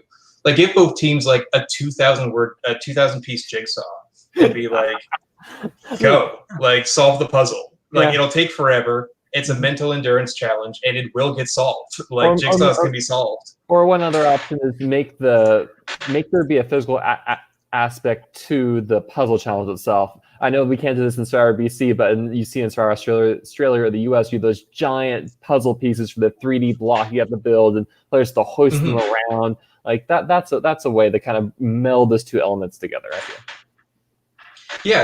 Yeah, definitely. I think there's definitely enough puzzles out there that you could do challenges that are exclusively like one puzzle and just be like, go. I don't care how long it takes. First team to solve it wins. And I think that just for the sake of challenge integrity or whatever, because it happens in other, even ones that like I've been on the winning tribe on, like season 5, that first one where Cole and Jack are doing the math thing, like that challenge came down to like that and some stuff from season 6. So anyway, that's all I would say on it. But Jaira, I love you. You do an amazing job. And I think if you ever have a good puzzle idea and you think that Jaira would like to use it in the BC season, I don't think he'd begrudge you at all if you said, "Hey, I have an idea. Use it if you want to," and send it his way. Absolutely, yeah. That's why I was thinking about the jigsaw puzzle, because like it takes a long time. It's something the entire team can work on, like all at once, trying to put pieces together. It's meticulous and frustrating, and that's fun to watch. And yeah, I don't know. So, Jeff, you get voted out. We'll definitely come back at the very end to get your final thoughts of the game. We proceed then to the remainder of the Thyatira massacring Ephesus.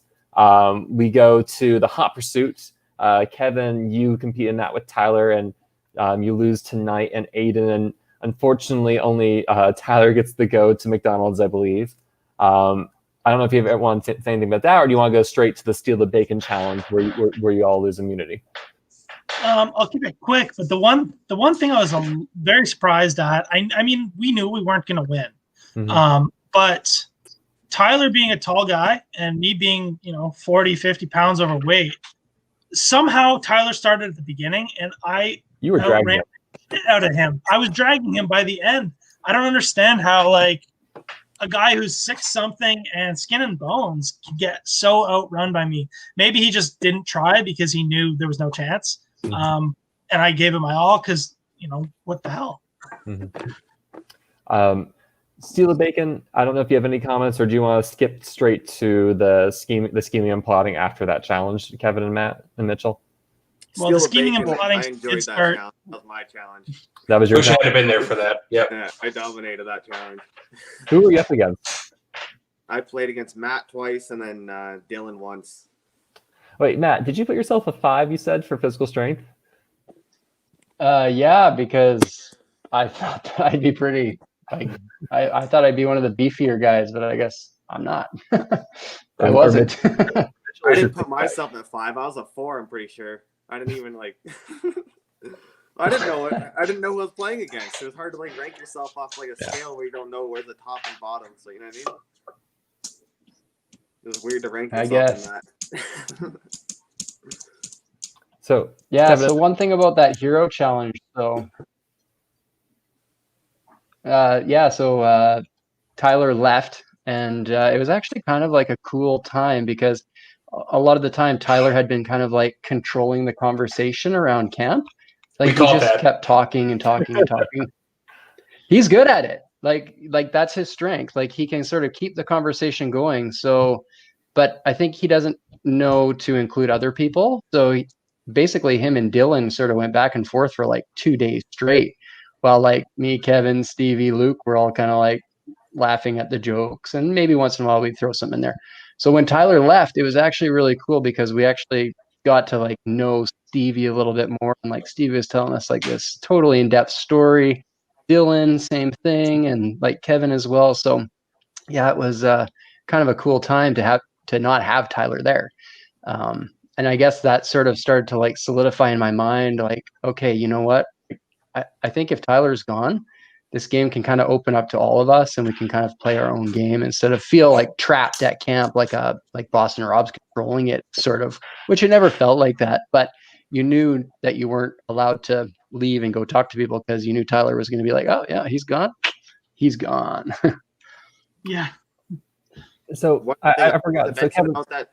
Oh, sorry. no, Mitchell, please go. One thing I'd like to mention about that challenge is like when they won and what got to go to McDonald's, like we didn't know like they left or anything. We didn't know what was going on. We thought maybe they went to their tribe or like started a new tribe. So like one of the things I was thinking is like, okay, well, like we're on a 4-person tribe now. It's gonna be me, Keenan, and we'll be able to pick either between Jenny and Andrew who's gonna go. So like I was getting pretty excited because I thought me and Keenan were in a good spot, like in the middle, and be able to just take a shot at either Jenny or Andrew, which I would have chosen Jenny because I didn't trust her.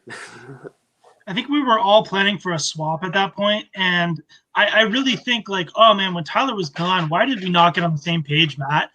But I think it's because we had this plan. If there's a swap and it's 4-2, you know, the side with 4 was going to just throw the comp and get the next person out from the other tribe from Thyatira. And if it was 3-3, we could make some sort of we were working on all these plans where we could, if there was a merge, keep the pink tribe together, even if we needed to use this idol. So unfortunately, we didn't start thinking it's not going to be a merge, or it's not going to be a swap. And so we didn't start making these plans to go to a next vote, which we probably could have, and maybe worked something out where Tyler could have been the next target. We wasted that, I think. Yeah, like I was actually. Oh, go ahead, sorry. No, Steven, go ahead and ask. when you go, please. So that day, like beforehand, like that's exactly it. We all expected a swap for some reason. So we're all thinking swap. What can we do for a swap? Should we throw a challenge? Because we were already low in the numbers anyways. And we were all pretty tight, I would say. I didn't know exactly what was going on with everybody. And so myself and Kevin, like every once in a while, we would go off on our own sort of within the group, but like kind of quickly whisper like, hey, we're on the same page, right? Like you and me all the way to the end. And Kevin might not know this, but like myself and Luke also were talking these same like final 2 deals, and myself and Stevie and Luke were kind of a 3 group. But obviously I didn't realize how tight Stevie and Luke were to Tyler, and Luke played that up like I had no idea. I thought that Luke was kind of on his island on his own, but apparently he was very tight with Tyler. So yeah, we were wondering about that on our tribe. We were discussing sort of like, Hello. all right, who is Tyler working with?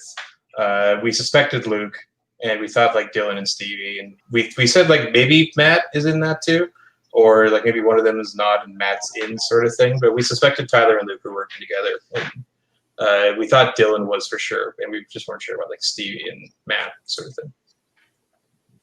Yeah, the day after the Liam vote, I remember I was walking out of camp and I turned back to Tyler and I said, "Hey, Tyler, that was a lot of fun. Like, you know, we kind of pulled that off together last night, the Liam blindside." And he said, yeah, we should work together. Like, no one would suspect that. And that's when like the wheels started turning for me. Like, why wouldn't anyone suspect that? Because I guess after that vote, I felt like maybe he saw me as maybe the biggest threat on the tribe. I don't know. He's never said, right? And he probably never would admit, but why did I become the number one target? So, Kevin, you end up getting sent back to the island of Patmos.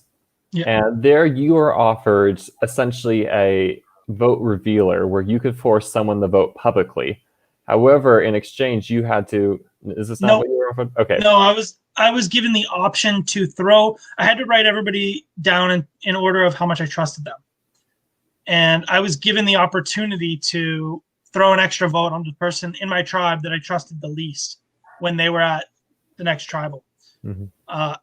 At that point in the game, we were so sure that there was going to be a swap, and we were so onto this plan to work together as the Pink Tribe that I tossed around the idea.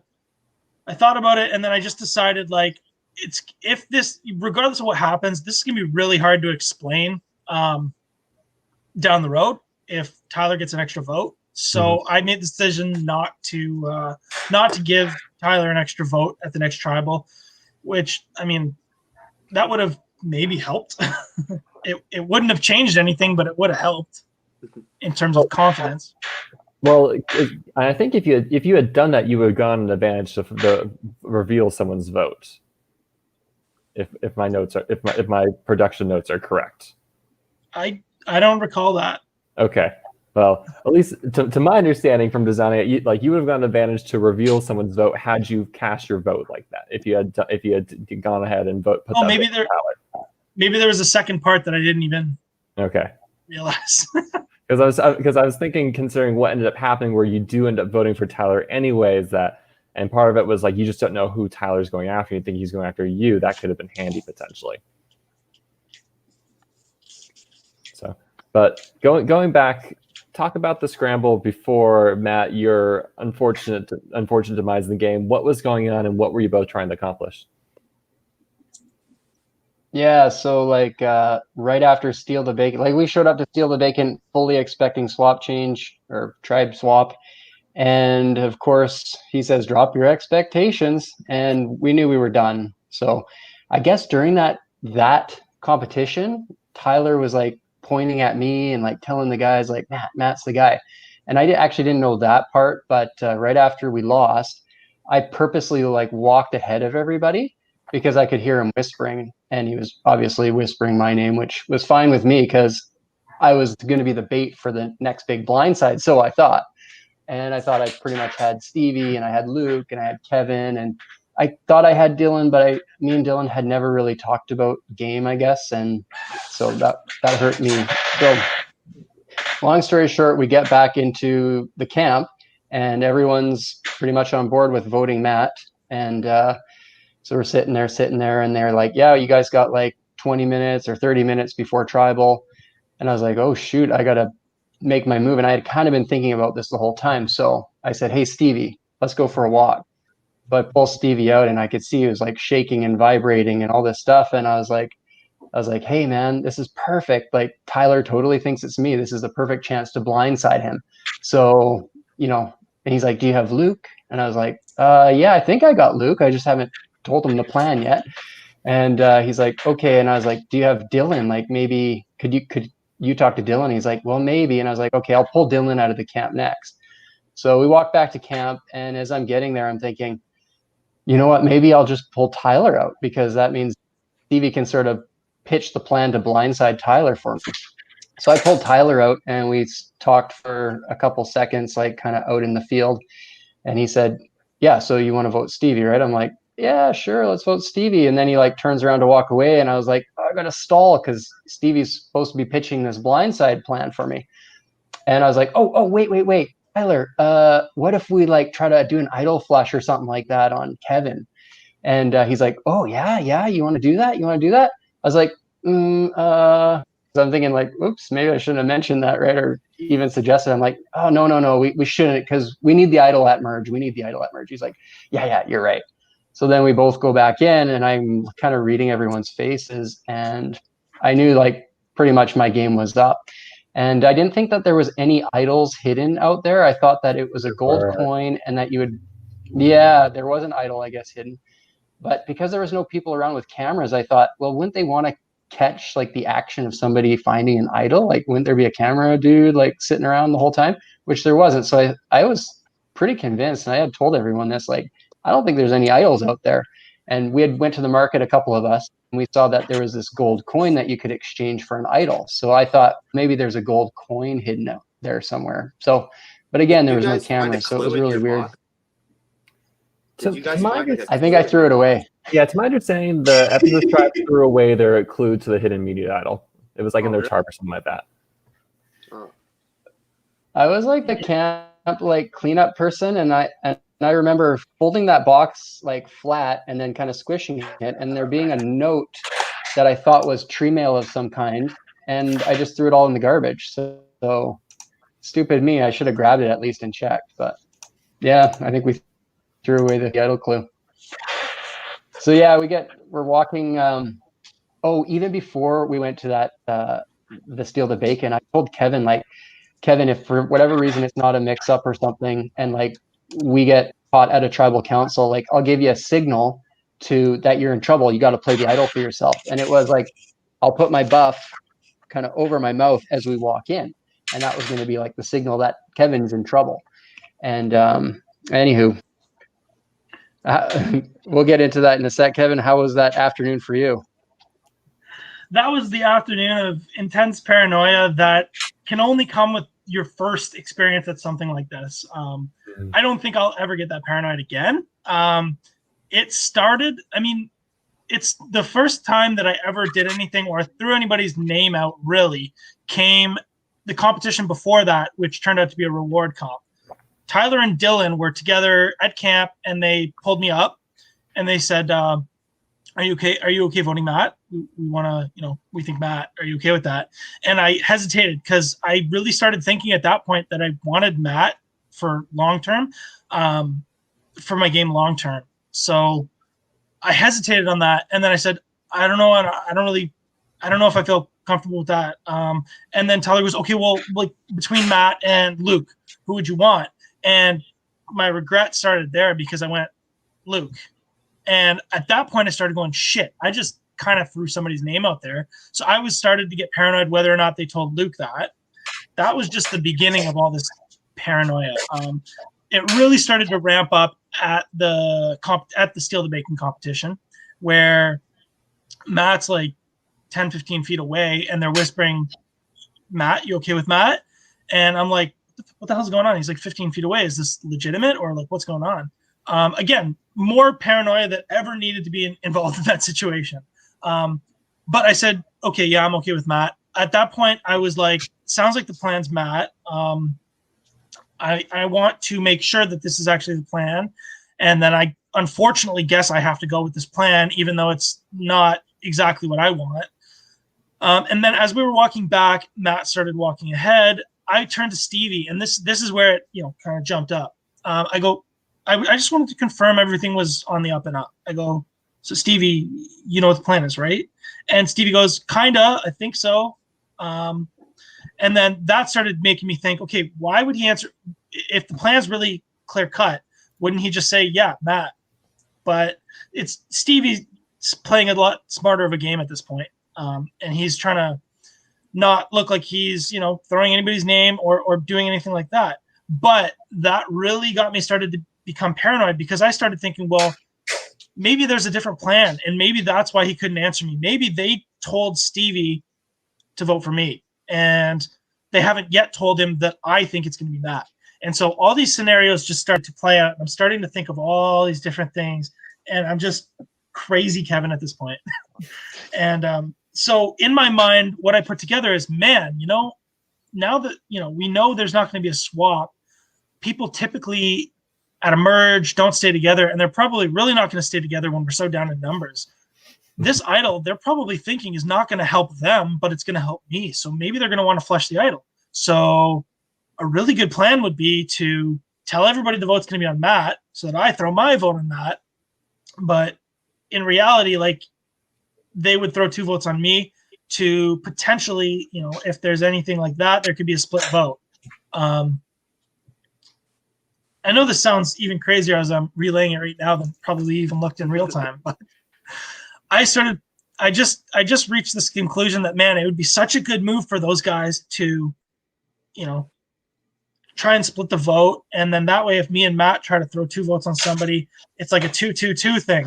And if I do play my idol, it's a revote and Matt goes. If I don't play my idol, I'm gone with an idol in my pocket. And so I started thinking, that's such a brilliant plan. They must be thinking that. And then I started going, well, no, maybe I should just stick with the plan. Maybe I should just stick with the plan and not do anything crazy. And then I literally just kind of was like 50-50 on it. And I went, but you know what? I really want Matt to be in there, like, for like down the road with my plan. And then none of this makes any sense. It doesn't make any sense. And that's why it's so crazy. You overthought that one. Oh, totally. And even Matt's telling me don't use the idol. And so I start thinking, wait, is he telling me that he's being genuine? But like, if there is this plan, then he doesn't want me to use my idol, because then I'll go and he won't go. And like, literally, I was like a crazy person. So tribal council happens, ends up being a 4-2 vote. Matthew, you're voted out. Kevin, you play your idol.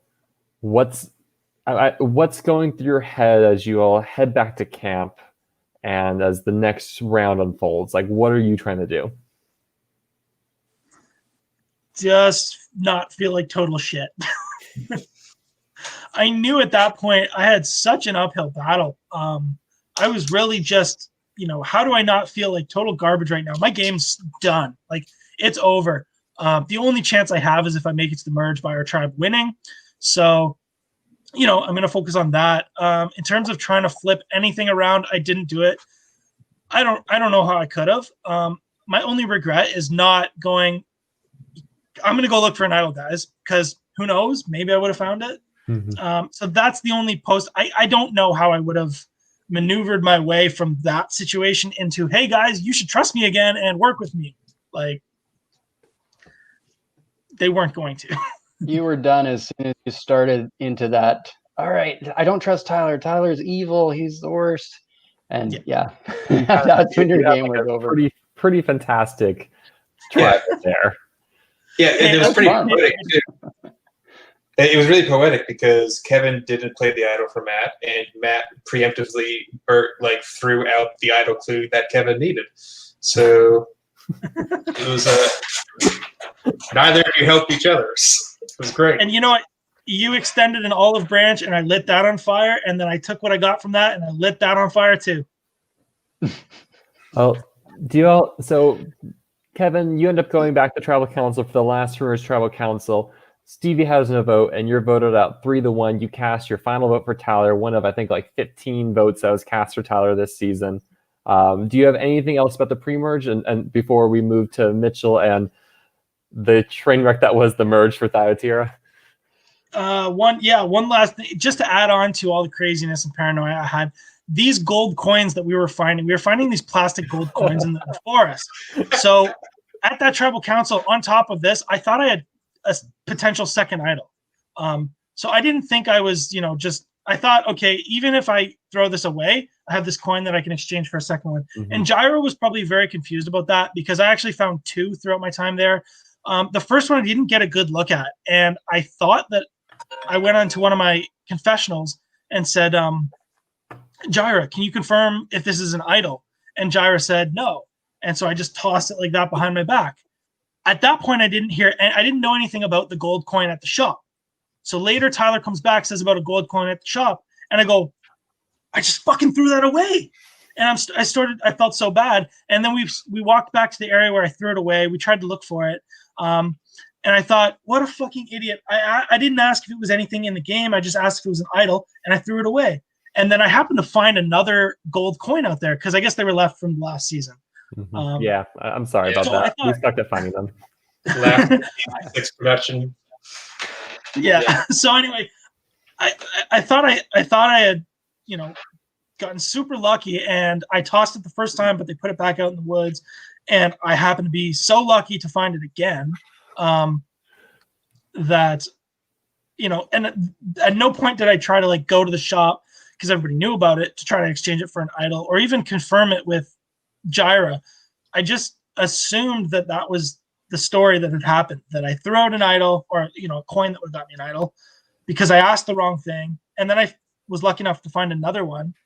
So anyway, through all that convoluted nonsense, I thought I had a coin that was going to be a second idol in my pocket, and that it wouldn't be such a big deal if I ended up wasting an idol in the first place. It's kind of a perfect storm of paranoia from being a new player, thinking I had 2 idols, wanting Matt to stay, all of this at once. There is a chance I hit that coin last year, which would be pretty beautiful. I threw them everywhere, so there is a realistic chance that. Oh man, those coins were. One thing I about had the bad coin, memories too. We had a coin at our camp, and I can't remember who was playing with it, but a few of us were playing with me, Andrew, and whoever. We're playing heads or tails with this coin, and there was one side that was rusted, so that was whatever. Anyway, so then we're playing with this, and we come back from a challenge, and we can't find the coin, and we know there's a coin in the shop, so we want to go back and check it at some point. So we can't find her coin, and I'm like, what the heck? And then so I see Jenny off, and she's in the woods, just kind of walking around. Then I'm like, maybe she's trying to get rid of the coin or get rid. I don't know what she was doing. And then she comes back and she's like, hey, we should go try to find that coin. So I'm like, okay. So I walk with her, and we walk right where she was, and we're looking around, and I see the coin on the ground, and I just walk right over it. And I'm like, I'm not grabbing it. And then she's like, I'm like, let's look somewhere else. And she's like, no, let's stay here and look for a second. And I'm like, okay, she definitely knows it's here. So I reach down and grab it. I'm like, oh, look, I found the coin. So I wasn't sure what she's trying to do with that, but she was up to something. I walked back to camp. I'm like, here, Andrew, I found a coin. So I threw it to Andrew just in case she's trying to put a target on me. I don't know what she's trying to do. So I didn't want the coin. I was like, here, someone take that.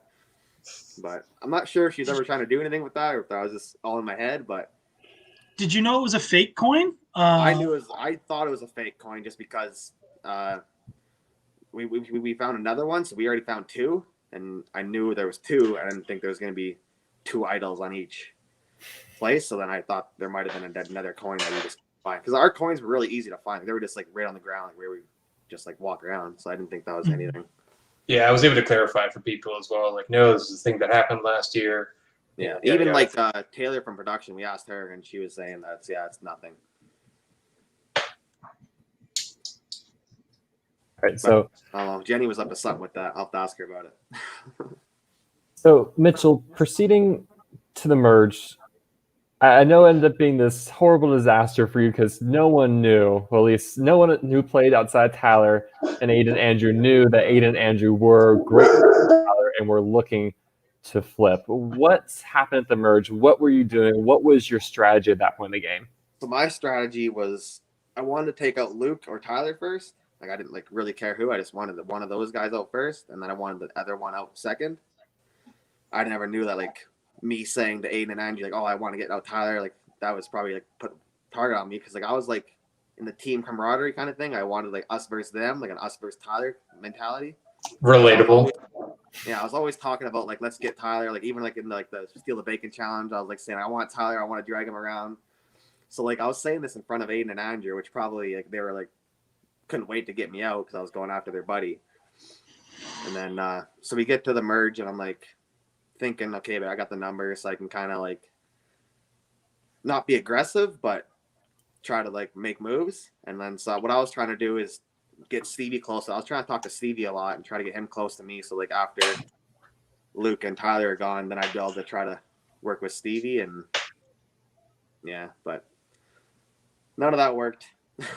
Well, Thyatira, because we talked about, has had a very interesting dynamic where there's these three pairs of duos, and had Aiden and Andrew not flipped, at what point would you have looked to start maybe turning on your fellow Thyatira members? When would that maybe have happened? I wanted to take out Tyler, Luke, and then Knight, and then I wanted to go with Andrew and Aiden a little deeper, and then I wanted to take out Andrew at some point and have a final three with me and Keenan and Aiden, but I wanted to use the other tribes' numbers to try to take out Knight and Jenny and Andrew, but yeah, that wasn't in the cards. And why do you think you were targeted of everyone in your tribe? I was very vocal with Andrew and Aiden about wanting to target Tyler, like very vocal. Like that was like who I was after, like, you know what I mean? It's like I wasn't really after like Luke or Stevie or Dylan the same way I was after Tyler. Mm-hmm. Yeah, so I think they just seen that and they thought, okay, well, gotta take him out. It's probably part of what happened with me too, because I was also pretty openly like, yeah, team strong, we should get out Tyler. And there's a couple of spies on our team. So Who knew? who knew? One of the things I kind of wish would have happened, I wish Aiden and Andrew would have maybe mentioned, like, hey, like, are you interested in working with Tyler? Because I maybe would have, I don't know if I would have done it, but I would have considered it at least. And then they wouldn't have had to like show their cards really. They could have just thrown that out there, then seen if I bid or not. Mm-hmm. And so do you think maybe if you were more flexible going into the merge, that would have helped then?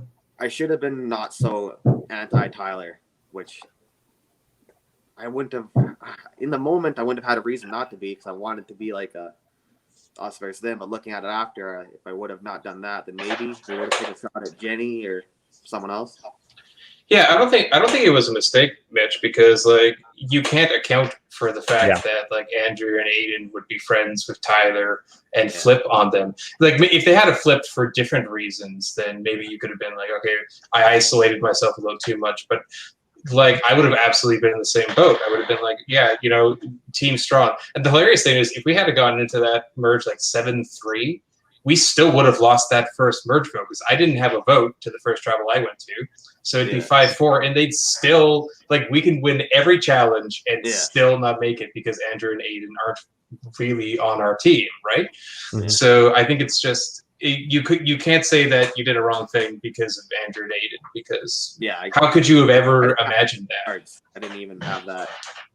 I didn't ever consider that. I didn't consider, like, anyone's friends with someone on the other tribe. Yeah. Actually, with you, Jeff, I thought you might be close with Luke and Tyler because you played with them and you're on production with them. So I was kind of like worried about with you, which wasn't even the case. But you underestimate how antisocial I am. Yeah, like that's totally fair. Like an old, returnees would know each other, But yeah, it's on a different level than like, oh, the two of them played Real Foot together, right? Like, no accusations about Real Foot Alliance. No. I'm not saying that. I'm saying like, if you played on a season, you may have been on a different tribe, you may have been enemies. Even if you worked together the first time, you're still kind of strangers, so they may not work together again. But like, that was such an ingrained friendship that you can't account for that inflexibility on their part either. Mm-hmm. Like, it's a total blindside. I really feel for you, Mitch. Like, if I were in that spot too, like if I were on the jury, like because of the Andrew Aiden thing, I had to wait like 2-3 days on jury to find out that I can't account for, I would have been pissed. I would have been even more upset. So like, I was upset, but it was just like there's nothing I can do. So I was like, whatever. Like, one of the things I didn't suspect it from Andrew, because like me and Andrew was like, that was one of the first people I talked game with on the first day. So like, I was really kind of like, I thought me and Andrew and Aiden or Keenan kind of had like a thing from the beginning. It's like, didn't ever consider Andrew. Even when I was voted out, I don't know if you guys seen this, but I turned to Knight and I'm like, nice move, man. I thought it was Knight and Jenny got me. And I even said something to Knight like at Tribal, like right after it happened. And I was like, oh, you flipped on me. But it wasn't Knight even, it was Andrew and Aiden, obviously. No. And then Andrew Aiden's kind of said trajectory for Thyatira that did not end well for any of the members. Yeah. Unfortunately. GG. So to wrap up the podcast, I just have a couple remaining questions for each of you. Looking back on how you did in the game, what would be the one thing you'd change? That's the first question. Second thing, would you play another Survivor live reality game like Survivor BC ever again? And if you did, what would you do differently? Jeff, do you want to start? Yeah. What would I do differently? I think maybe I still wouldn't have been aggressive, but I might have been more open with people in private about my intentions to work with them. I don't think I was, it took a while for me to be like, yeah, Knight, you're somebody I want to work with, and like Jenny, you're somebody I want to work with. Like establishing those trust bonds with people so I could be a part of the majority alliance, whatever it was. I took maybe too much of a laid back approach because I was too afraid that I would be, seen on some grand level because like, oh, he's pulling people aside, like look at him go. So I may have put, like pump the brakes too much. There's, something in between being aggressive and being as laid back as I was that I would probably strive to do. I wouldn't throw out Tyler's name, knowing that Andrew and Aiden are friends. I would absolutely play another game. Again, I had an amazing time. Season 5, I had fun, but it was a little different because I was in kind of a bad headspace then. But this last time, I had an absolute blast in the time I was out there. I had so much fun. It was really, really enjoyable. And I would definitely do it again. It's just a question of timing for me. It kind of was a good thing I got to go home because it was a really busy week at work. So I was kind of needed. So it'd be about, taking a week off. And I'd miss my sweetheart. But I would absolutely, I'd love to help with games too. Help brainstorm production ideas.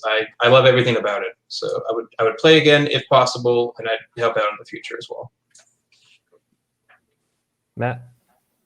Well, I think the whole point of the pre-merge is to make it to the merge. So I think you almost have to, like, there was a saying like, keep your enemies closer type thing. You almost have to be as close with, say, the Tylers who you go up against. You have to be as close with them as you are your closest allies, and at least keep that facade up. So that would be probably a big thing. Now, Mitchie, one thing I think that put a target on me was we were, like you guys, discussing who maybe we could crack off. And I said, I think maybe like me and Mitchie have a connection, like I work in Alberta, I'm flying through Calgary all the time. Maybe Mitchie and Keenan, I could get them over. And of course, that did not go with Mr. Tyler's plan, which was, he wanted to get his own buddies. So yeah, there's a lot of little things and it's just like hockey. The more mistakes you make out there, like that's how you're going to lose the game. So you sit on the bench, you think about all the stupid mistakes you made, and man, did I ever think for like at least 2 weeks, like I would go to bed and I would just be thinking and dreaming about all the mistakes I made. But yeah, I would definitely play again. It was like the highlight of my year for sure. And it was just kind of a dream come true for me. I never thought that I would ever play on Survivor. It's such a cool game and what an awesome concept. And I'm really thankful to Jyra for the opportunity to play. So, yeah. If you don't mind, Kevin, can I go next? My device might die here. Yeah, so, Mitchell, go for it. One thing I would change is like the night before I got voted out, I knew Keenan had a clue for the idol. And we thought about going for it, but it was just dark out and stuff. So we thought, we'll just get it tomorrow. But then at the tribal, Tyler was like kind of dabbing me up and like talking to me a lot. So I started to have a feeling that the votes were on me. I don't know if I would have played it if I had it, but I started to think that the votes might come my way just because Tyler was talking to me so much in tribal and like tapping me and stuff. So I just like thought something was up there, but I don't know if I probably wouldn't have even played it if I had it. But that was a regret. I wish I would have went out and looked for it with Keenan. Would you play another game?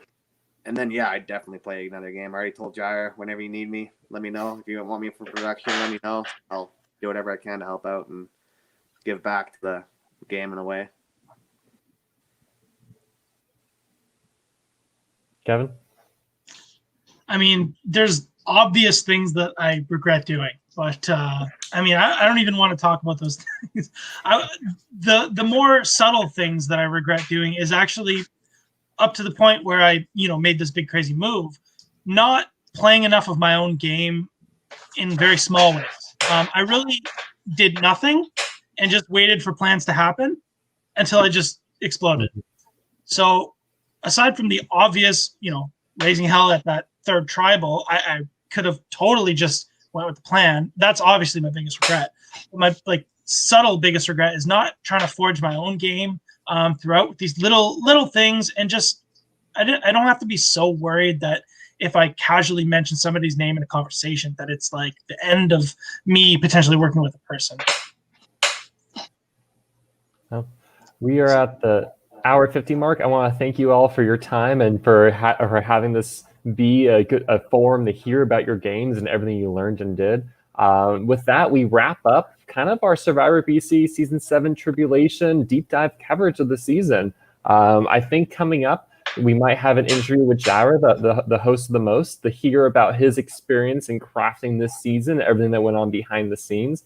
But Matt, Jeff, Kevin, and Mitchell, thank you so much for your time, and this is fantastic. Yeah, thank you so much, Stephen. I want to say very quickly, Stephen, your dedication to this project has been unbelievable. Doing all of these podcasts, everything you've helped with behind the scenes, like the fact that you and TSL and Kirk, like the fact that you guys have been so incredible, even to take 2 hours to talk to us random, pre-jury people. It's just an incredible dedication. And I thank you guys so much for what you guys are doing for this community. It's amazing. Each of you brought so much to the game, and I mean, this was the live LRG of the summer, right? Survivor BC was the showpiece, and all of you played your hearts out. And so thank you for making this game possible and for just making it what it was. So thank you, Jeff. Thank you all. Yeah, thank you, Stephen. Thanks, Stephen. Thanks, Kirk. Thanks, Jira.